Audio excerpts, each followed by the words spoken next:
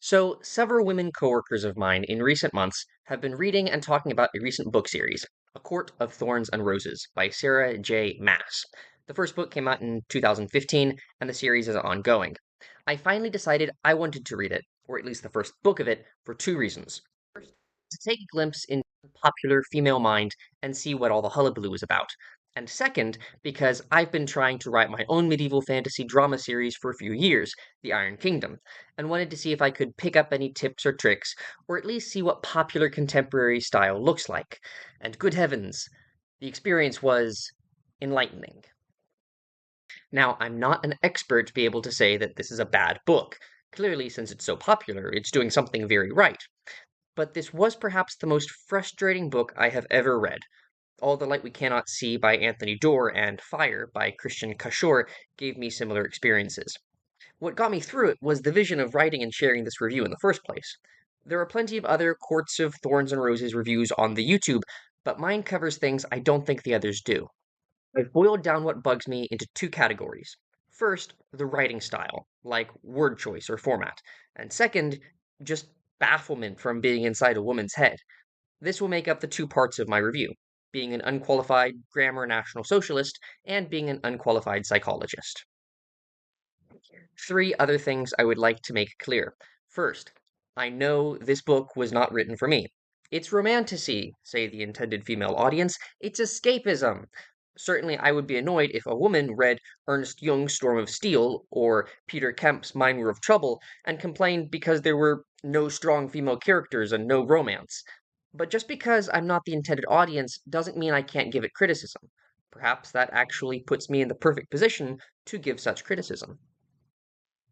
Second, there will of course be some spoilers for the book, but I actually won't be giving an overview of the plot, so you should be good if you haven't read the book and still want to. Basically, a retelling of the Beauty and the Beast archetype, in which the fair maiden, Feyre, is taken prisoner by the powerful, brooding male, Tamlin. They resent each other at first, but gradually fall in love, and they both grow from each other's influence. Part Stockholm Syndrome, part just how it was in the caveman days, and something apparently still in the feminine subconscious. And third, I read this entire book in 1 week because I was borrowing it from a friend before I moved, which A means my struggle was condensed into 1 week, which is both a blessing and a curse, and B, I don't have the book with me now, so a lot of my quotes might be incomplete, but I wrote down enough while I had the book for my critique. Feel free to check my page numbers with your own copy if you like. With all that said, first, we'll run through all the little things that bothered me from an authorship reader perspective. Page 3 has "The snow fell and fell," and then "The snow fell lazily now." Page 7 near the top says "The snow began falling again." Then a few paragraphs down it says "The snow swirled around us." This felt to me like unnecessary filler trying to build tension. It reminded me of a line in all it was literally something like "Earth turned another inch." And I read this and I was just frustrated that I felt the author was kind of trying to force detailed realism. Page 6 had Feyre say, "I fired the ash arrow." But this is an anachronism. One fires a firearm, like a musket, rifle, pistol, or cannon, but one doesn't fire an arrow. The author narrator uses fire on page 34 and 102 to describe her bow and arrow as well. You can release or loose an arrow. Now, this might seem super pedantic, and it kind of is, but the author has the character loose a sigh on page 7, and she breaths on page 54 and 60 and 93. And even Lucian loosed a breath on page 165, and Tamlin loosed a breath on page 176 and 205. And there are other examples that I missed. And they all stood out precisely because the author didn't use that word loose to describe the bow and arrow. That's why it frustrated me so much. On page 7, right after shooting the wolf with two arrows, it has Feyre, narrator, say, "Color and darkness worked, eddying my vision, mixing with the snow." And I thought to myself, what the heck does that even mean? It feels like a filler line. Is she trying to say she's dizzy with adrenaline? Like, read it again. "Color and darkness worked, eddying my vision, mixing with the snow." It just felt weird. At the beginning of chapter 2, I might catch some flack for this, but I would love to see a woman carry a deer carcass and a wolf pelt through the snow for miles. That would genuinely be a feat for a strong man to do, especially considering the book makes clear that Feyre has not eaten well recently, and so she's hungry and not functioning at full strength. She's strong, says the reader. Okay, but is she pumped full of steroids? Like, I'm not doubting that she's determined, but think about it. Through the snow, 4 miles, she's hungry, a deer carcass, and a wolf pelt. That broke the realism for me. I just couldn't buy that. Now, when I mentioned this to some coworker, they informed me that, spoiler alert, later in the series, it becomes a mystery whether Feyre is herself part Fae, which would perhaps give her special powers, possibly including superhuman strength. However, I don't accept this as a reasonable excuse because that doesn't come up in the first book, and there's no indication that Feyre has any unusual traits in this first book. Now, also, the coworker reader suggested that perhaps Feyre was dragging the deer carcass and wolf pelt behind her on a sled, but the book has no mention of a sled, and since the book is so attentive to detail, it is clear there is no sled. So, this part of her carrying the deer and the wolf pelt just broke the realism for me. Back in her house that evening, Feyre shares a meal with her family. On page 15, it says, I sucked on the tins of my fork, savoring the remnants of fat coating the metal. My tongue slipped over the crooked prongs. The author just spent 2 sentences describing the protagonist licking a fork. That was weird. On page 25, Feyre goes to the village market to sell the wolf pelt that she hunted the evening before. She encounters a buff mercenary warrior lady whose gleaming weapons, quote, make me stop a good 2 feet away. Excuse me, Feyre, that's normal. Actually, that's closer to normal. How close would you have normally gotten to a stranger? Like 1 foot away? If you want to be out of range of her weapons, you ought to be 4 or 5 or 6 feet away. And wait a minute, what weapons does she have anyway? You spend a sentence describing her eyes. They were, I think, brown with flecks of black or black with flecks of brown or something, but completely neglect to describe her weapons. And when I brought this up to the attention of women readers, they seem to think it was fine. So yeah, the average women just care more about eye color than weapons, apparently. On page 25, this mercenary lady says, quote, I only accept coin. But then, over the course of their conversation, she does end up buying the wolf pelt from Feyre. So why does she accept the pelts after all? Like, what changed her mind? What is the mercenary chick gonna do with that pelt except resell them? That part, again, kind of broke realism for me. Page 26 and 27 said something like, she jiggled copper coins in her bag, silver, or even gold too, by the sound of it. This was Feyre's perspective, talking about the mercenary lady. But how the heck can Feyre tell copper, silver, and gold coins apart by their sound in the bag? Like, she's jiggling the bag, and it says, based on the sound, there's maybe silver or gold coins in there too. That little detail. Again, I'm nitpicking, but that's the kind of thing that you would think an editor would catch and go over with the author. It felt kind of amateurish throughout, is what I'm trying to say. Yes, I'm calling this book amateurish when I'm filming this in basically a barn. I know my quality's not great, but yes, I'm calling the book amateurish. I'm aware of the irony. Page 39 had the beast paced in the doorway. No, it didn't. Pacing means walking back and forth. There isn't room for a horse-sized wolf to walk back and forth in the doorway of a small cottage. That ought to have been paced outside the door. Again, little changes, little mistakes that stood out to me. And here's the last one, much later in the book, page 153. Quote, Tamlin led me up the stairs, neither of us caring about the bloody footprints I left behind or the freezing blood soaking the front of my nightgown. Okay, so on the prior page, it mentioned the dead fairy's blood turning cold. There's a dead fairy, don't worry about it. It mentioned his blood turning cold, but that's just because blood in the body is warm, so over time, spilled blood will turn to room temperature, cold. But for the blood to get freezing cold, there would have to be some source of cold, but there isn't any mentioned. It's nighttime, but they're still in the spring realm, the spring court, and the chapter doesn't otherwise mention the room being cold, so calling the spilled blood freezing cold doesn't make any sense. All right, part two, psychology. Psychologically, everything was an extra focus, like the sensitivity level was cranked way up to 11. Everything was scrutinized. Not just that every voice was described in detail, but there's commentary on how the voice made Feyre feel, and every time the voice emotion changes slightly. The eyes aren't just described when we first meet a character, but every time they sparkle, narrow, widen, shimmer, etc. Every time someone twitches an eyebrow or clenches a fist or takes a sigh, the way the moonlight glimmers or the way the grass feels beneath her bare feet, things that I might think to insert and mention myself, but just much more frequently and attentively than I would do. When I made that comment to a female friend, she pointed out that the book Catcher in the Rye does the exact same thing, just from a male perspective. And I had to admit she was right. Like, that entire book is just a couple of days, but every single detail is scrutinized. It's just the flow of that consciousness in that book made sense to me being a man. And it was really interesting to see it from the women's perspective. Page 18 and 19 made me wonder, do women really argue about marriage like this? Like, why is Feyre suddenly to her sister now?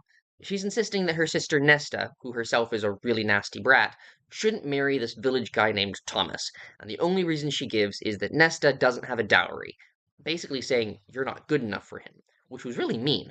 This is despite the fact that Feyre herself has a lover that she regularly meets with but isn't married to.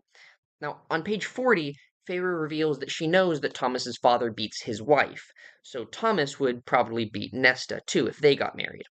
But why the heck didn't Feyre just say that before? A friend pointed out that this is similar to the matchmaker scene from Fiddler on the Roof, but at least that scene was enjoyable because it was a good song and all those sisters were likable and sympathetic, and reading this argument in this book was just like listening to my own sisters bicker. Anyway, religion wasn't a big part of this book. It was a very small part, but the way it was handled was interesting. On page 22, I wondered if the whole book was going to be full of subtle atheist propaganda, because when we're introduced to the only really religious figures, missionaries of the Children of the Blessed, Feyre and her sisters detest and deride them, and they're presented as naive and gullible. The Children of the Blessed are those humans who decide to essentially worship the Fae instead of fearing and hating them. In a way, the children of the blessed turn out to be right, though, as Feyre herself, over the course of the book, comes to fall in love with a Fae, so is that basically a nod of respect to religion? Perhaps, but also not quite, because on page 289, Feyre says, quote, I don't believe in fate, nor do I believe in some ridiculous cauldron.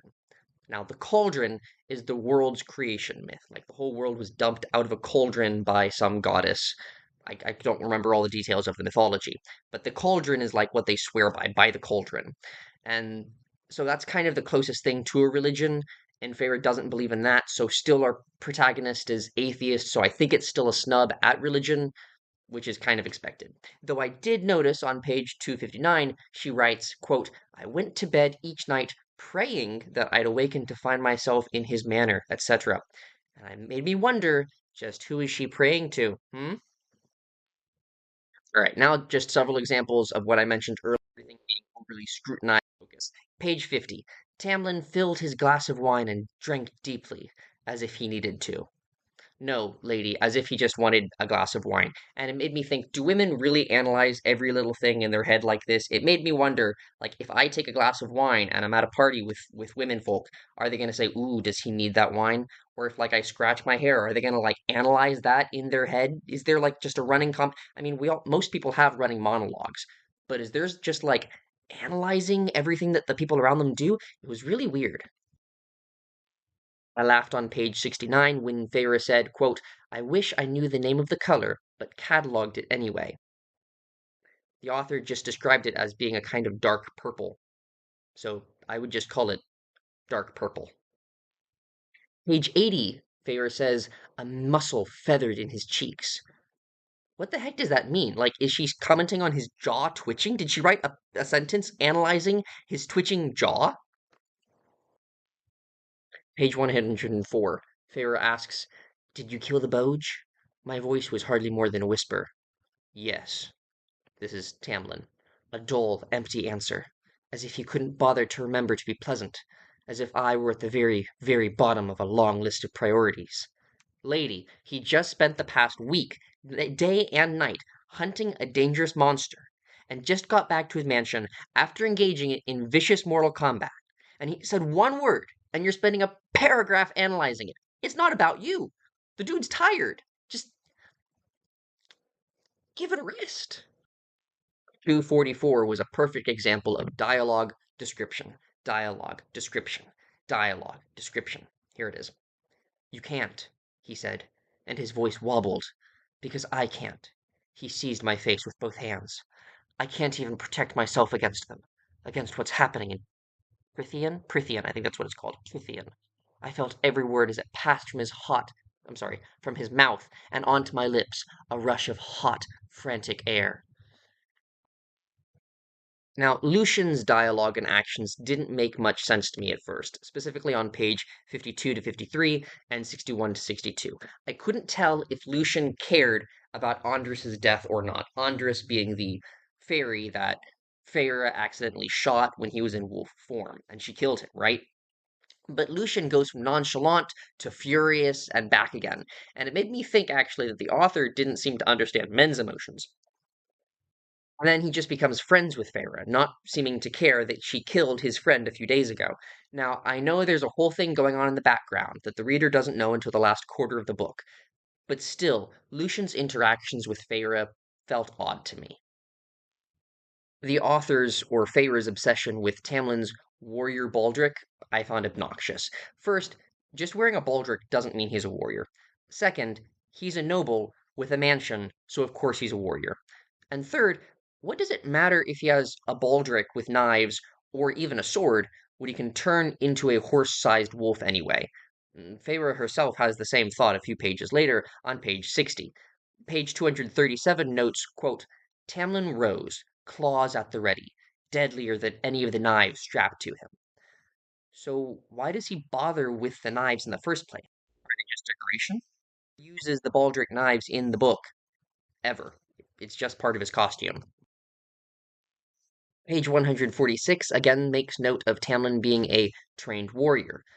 But all nobility are naturally warriors, at least in medieval culture, and therefore fantasy culture by default. The ruling nobility and the warrior class are one and the same. Warfare is the first order of business for a noble. The opening line of Sun Tzu's Art of War is, quote, Warfare is the greatest affair of the state, the basis of life and death, the way to survival or extinction. It must be thoroughly pondered and analyzed. And Niccolo Machiavelli wrote in chapter 14 of The Prince, quote, A prince must have no other objective, nor take up any profession but that of war and its discipline, for that is the only art expected of a ruler. So it was interesting to see something which I would have taken for granted to be of such interest to the woman, just as other things that I would not care about and have glossed over, they're given attention in the woman's perspective. For another instance, on page 155, Feyre wakes up and is looking out the window at the view, which she describes for a paragraph, and then Tamlin emerged from another wing of the manor, discussing some border patrol or something. And I thought to myself, that's it? Some border patrol or something is precisely the kind of thing I would have been curious about, but it's completely neglected in the book. Women readers just don't care about that, the women reader would tell me. It simply has no place in the woman's mind. That's the man's place. Just as surely as all those details that Fairy goes into, I don't care about. It's almost like the minds are just shaped different boxes that blocks don't fit into them. Almost like division of labor amongst the sexes is natural and mutually advantageous. Feyre asks Lucian, Are you a warrior, though? Would you be able to kill me if it ever came to that? And I thought to myself, Lady, 90% of men could kill 90% of women if it came to that. It's like, yes, Lucian, even if he didn't have a sword or a knife, he could probably just snap your neck because he has a male's body and you have a woman's body and you're not a black belt in jujitsu. So, yeah, sorry, honey. 92, Feyre says, quote, I don't know how to use a sword. I only know how to hunt. Lucian says, same thing, isn't it? Feyre says, for me it's different. And I thought to myself, what the heck? Of course, fencing and archery are different skill sets. It just made me think that the author has never trained in archery or fencing. They're completely different. Okay, here we have a couple of funny ones, kind of steamy. Quote, page 71. Even as he bit out the words, I couldn't ignore the sheer male beauty of that strong jaw, the richness of his golden tan skin. He was probably handsome if he ever took off that mask. Page 111. Tamlin strode ahead and opened a door at the end of the hall. The powerful muscles of his back shifted beneath his clothes. Page 136. Quote, I pulled on Tamlin's tunic over my own, ignoring how easily I could see the cut of his muscles beneath his white shirt. Page 154. I watched him, every movement he made, the muscles of his body visible through that blood-soaked tunic. Page 163. Tamlin's glorious body was honed by centuries of fighting and brutality. So, men, if you want a sexy body, clearly you need to hone it with centuries of fighting and brutality, or at least hit the gym occasionally. In chapter 15, there was a scene in which Tamlin rescues Feyre from a party of Nagas who intended to butcher and then eat her. Okay? On page 136, Tamlin is talking. I found one dead a half-mile away. This is after he rescues her. I saw one of my arrows in his throat, so I followed their tracks here. And I thought to myself, hold up. The Nagas were chasing Feyre, right on her tail, like they were right behind her, for a half-mile? No, not a chance, no way. Not realistic, not buying it. On page 160 to 161, Lucian explains to Feyre that the high Fae succession rule works kind of like in the Ottoman Turkish Empire, in which the strongest inherits the throne, not the eldest. But I had three questions with the story he tells. First, if they're immortal, he only dies if he's killed, right? So I don't know, are they expecting there to be a war, or is one of his sons going to murder him? Anyway, second, no offense to the female audience, but lords having mistresses and lovers should be quite common, so why would Lucian's king father have a problem with Lucian having a lover beneath his status? Like, that's not going to get in the way of the succession or anything. And third, once Lucian left the court, why would three of his brothers team up to hunt him down, to off him? Because they saw him as a rival to the throne, says the reader. But no, that's just it. By leaving the court, Lucian was announcing that he wasn't interested in the throne. So of all his brothers, Lucian wasn't a threat. Those three brothers who teamed up to hunt him down were more a threat to each other than Lucian was to any of them. So it just didn't make any political strategic sense to me. On page 164, Feyre explains to someone, father was called the Prince of Merchants, but that title, which he'd inherited from his father, and his father before that, was a lie. We were just a good name that masked 3 generations of bad debts. And I thought to myself, okay, honey, I don't know how this world's economics work, but I don't think commerce and generational debts work like that. On page 175 to 176, there was a part where Tamlin was explaining to Feyre, quote, if High Fae are blessed, they'll find their mate, their equal, their match in every way. High Fae wed without the mating bond, but if you find your mate, the bond is so deep that marriage is insignificant in comparison, end quote.